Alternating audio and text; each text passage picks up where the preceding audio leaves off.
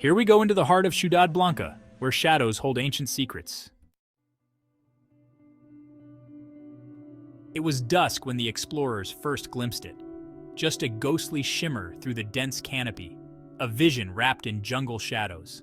The fading light caught a glint of stone, a subtle gleam that whispered of long-forgotten wonders buried in the heart of the Honduran rainforest. Few believed the stories. Ciudad Blanca, the White City, or as some dared to call it, the Lost City of the Monkey God.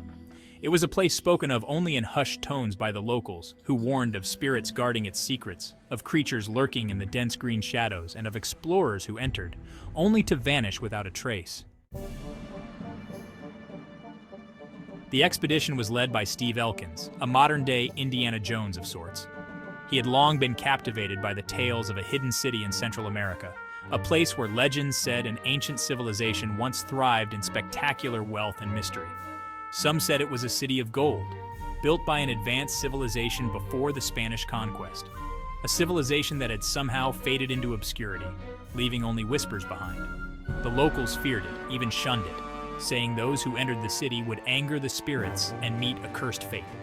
But for Elkins, and many who had followed the allure of lost civilizations before him, such warnings only fueled the fire. Armed with cutting-edge lidar technology, a kind of laser scanning that could penetrate dense foliage, Elkins and his team took to the skies in a helicopter, flying over the treacherous terrain of the Mosquitia jungle. When the scans returned, there it was, a haunting grid of structures nestled within the depths of the forest, unnatural formations concealed beneath centuries of overgrowth. What lay below was something that looked too regular, too calculated, to be a mere natural phenomenon. It was unmistakable. There were ruins down there, and they were massive. Elkins's team stared at the screens, knowing they'd just stumbled onto a mystery that had eluded humanity for centuries. But it was not just stone and foliage that awaited them. The jungle itself seemed to breathe as they made their way into the depths, each step echoing against unseen watchers. Vines hung thick from trees, tangling with ancient statues and crumbling altars that emerged like specters from the past. There was no question, the city was real. As they moved deeper into the ruins, they discovered fragments of a forgotten world, shards of pottery painted with cryptic symbols, worn stones bearing inscriptions in languages no one could identify, and faint traces of sacrifices on altars that seemed to radiate an unsettling energy.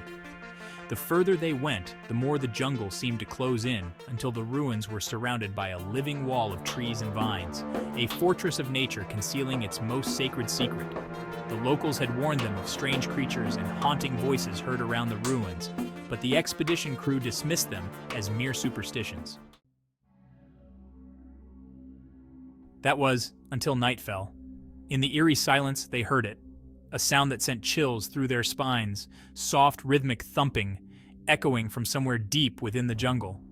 One of the guides, a seasoned local who had warned the team to tread lightly, froze.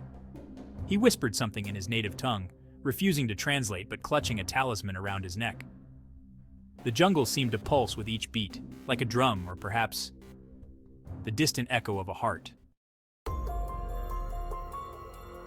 The team soon realized it was not just the legends or the dense foliage they needed to fear.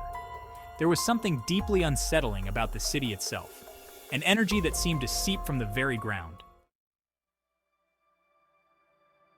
One of the archaeologists, a man named Karsten, described feeling as if he were being watched, the sensation prickling the back of his neck.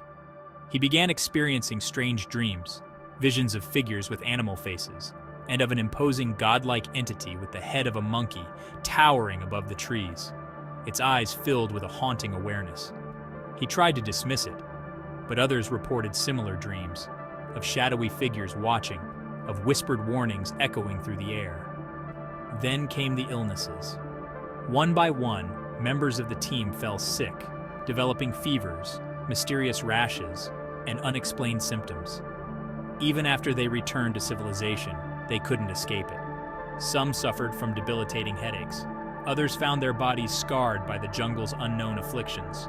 It was as if the jungle had marked them, warning them to stay away. Medical experts were stumped, calling it an ancient curse or, more scientifically, an encounter with an unknown pathogen. But those who had seen the city knew there was something else, something beyond the reach of medicine or reason. Elkins himself felt the weight of what they had uncovered. He had dreamed of discovering Ciudad Blanca since he was young, but standing among the ruins, he felt a growing sense of dread. The city was there, yes, but it wasn't a place meant for the living. It felt more like a tomb, preserved in nature's green vault, an eternal resting place for a civilization that had somehow vanished, leaving behind only their stories and their warnings. The monkey god, they whispered, was watching, his gaze unbroken even by centuries. And for those who dared to trespass, he would not forget. The team returned to the modern world, but the story of Ciudad Blanca had changed them. For some, it was the experience of a lifetime, a brush with ancient history that would become legend. But for others, it was a nightmare that followed them into their dreams, a dark whisper from the past, reminding them that some places are better left undisturbed.